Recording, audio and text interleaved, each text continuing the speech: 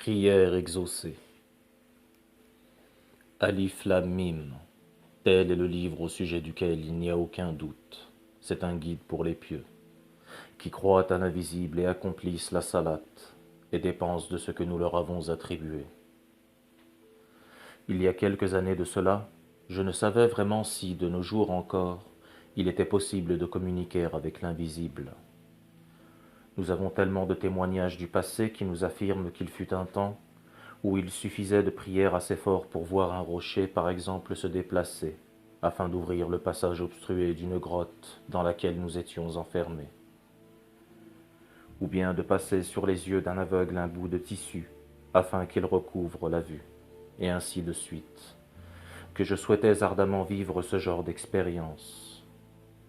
Comme tout être humain en quête d'absolu, je recherchais un miracle, une apparition, une voix, un message, quoi que ce soit qui sorte de l'ordinaire et qui puisse me prouver qu'il existe bel et bien, et que je ne me retrouve point à gaspiller les efforts d'une vie dans un culte qui, pour certains, n'est que l'invention de l'homme.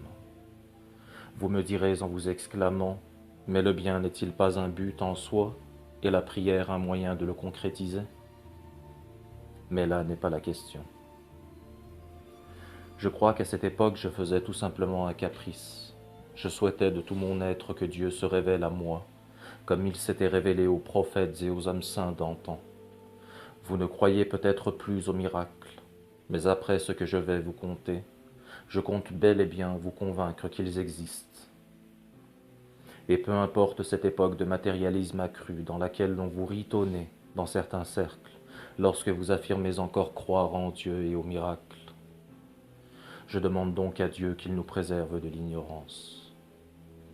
Prière en commun avec la communauté des croyants, il est bien connu, est de 25 degrés et plus supérieure à la prière individuelle. Il m'arrive cependant de prier seul, dans mon foyer ou dans les maisons de Dieu, parce que bien que je ne sois pas chrétien, Jésus, paix sur lui, disait « Lorsque vous priez, ne soyez pas comme les hypocrites, qui aiment à prier debout dans les synagogues et au coin des rues, pour être vus des hommes. Alors, comme un ermite, je prie parfois dans la solitude de ma chambre, ou dans un coin caché d'une mosquée. Je m'oriente vers la Mecque et je tourne mon visage en quête de Dieu. Je ne puis contempler Dieu, il est vrai, qu'à travers sa création. Cependant, je l'aime pour bien plus que cela, même si je ne sais de quoi il s'agit. Pas encore, en tout cas. C'était un jour anodin, semblait-il. La mosquée était pratiquement déserte. Dieu écoute celui qui célèbre ses louanges, en me relevant de mon inclinaison. Je tentais de me concentrer, car si Dieu m'écoute, me dis-je, c'est qu'il me répondra sûrement, un jour du moins, et dire que ce jour était enfin arrivé. Rabbana wa lakal hamd, ô Seigneur, à toi la louange, répondis-je en moi-même, ou à voix basse, persuadé que le Seigneur des mondes m'écoutait.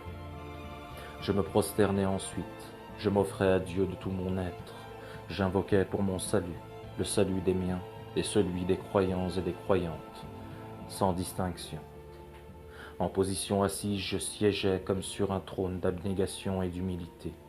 Que Dieu me préserve de blasphémer, mais comme Al-Hallaj, je ne faisais plus qu'un avec l'être de perfection.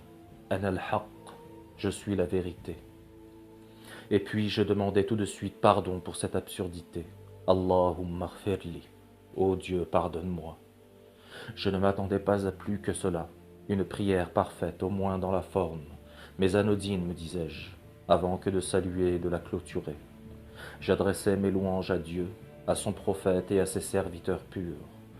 Puis je saluais, que la paix soit sur vous, à droite et à gauche. Je terminais donc ma prière, bien que je ne m'imaginais absolument pas ce qui allait suivre. Et juste après avoir salué des deux côtés, j'entendis de derrière moi une voix lente et rauque, qui n'était absolument pas humaine, dire « Sammak Allah ». Dieu t'a nommé. Cette voix me fit peur. Je me retournai et ne vis absolument personne. J'étais pratiquement seul dans la mosquée. Il y avait bien 2 ou 3 vieillards assis, appuyés sur les murs, qui avaient l'air d'être absorbés dans leur lecture. Ils ne pouvaient donc pas être à l'origine de cette voix étrange. Effrayé, je décidai de partir en me précipitant vers la sortie et de ne revenir qu'à l'heure de la prière en commun, lorsque la mosquée serait remplie. J'abandonnai mon wird. Pour ceux qui se poseront la question et qui doutent encore, je me permets avec humilité de les renvoyer à la parole de Dieu et à son commentaire lorsqu'il dit « Ton Seigneur crée ce qu'il veut et il choisit. Il ne leur a jamais appartenu de choisir. Gloire à Dieu, il transcende ce qu'ils associent à lui. » Et que la paix et la bénédiction de Dieu soient sur notre prophète Mohammed, sur sa famille et ses compagnons et sur tous ceux qui les auront suivis dans la droiture jusqu'à la fin des siècles. Amin.